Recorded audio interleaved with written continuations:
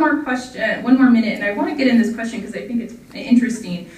This says that San Diego has more hate groups than any other city, or a lot of hate groups, and synagogues across the state have armed security on the high holy days to make sure that they are safe. What would you, as mayor, do to eliminate hate groups within San Diego? Mr. DeMaio?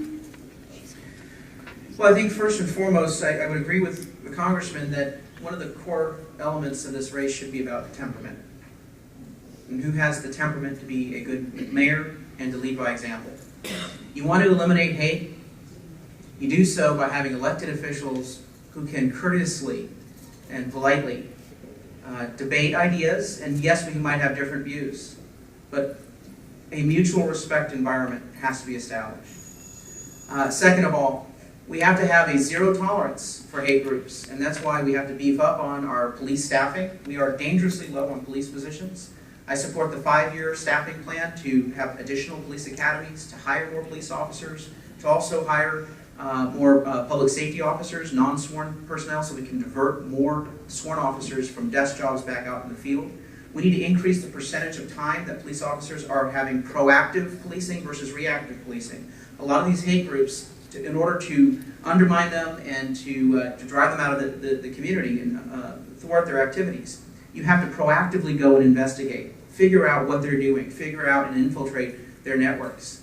We don't have the capacity right now to do proactive policing. We're down in the teens in terms of the percentage of time that our officers have for proactive policing.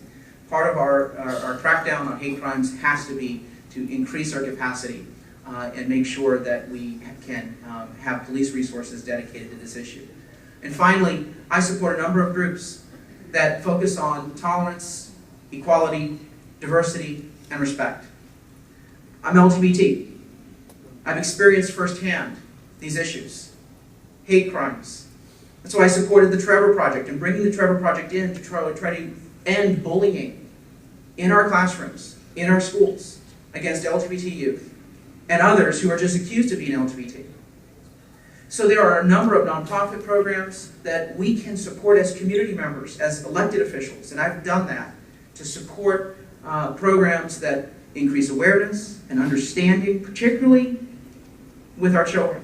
Because if we can start cultivating diversity and understanding and mutual respect with our children, it is a dividend that pays off over the course of their lives.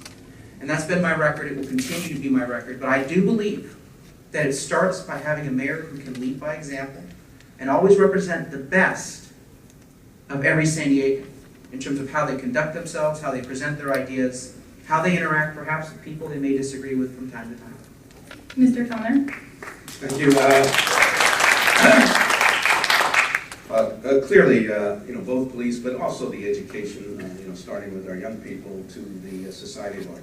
I started off this forum by telling you how I have been involved in civil rights and human rights and tolerance all my life. And every group in this city that pays attention to these issues, that endorses, has endorsed me because of my record.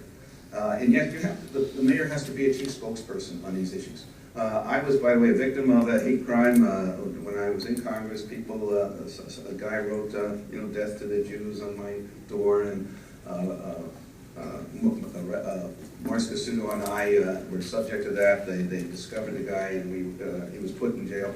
But I had a chance to talk to him, by the way. I tried to figure out what he was up to and why, and got a better understanding of the fear that he was experiencing in a world that he didn't quite understand. But we have to have a leader in the city who can speak to these issues from his history, from his past, and from his being able to inspire people. Yes, we need more police and a proactive policing.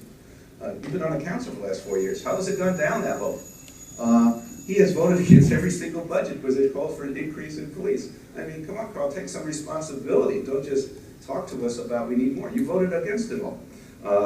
So let's, he says he, as a representative of the LGBT community, every major leader in the gay community supports me.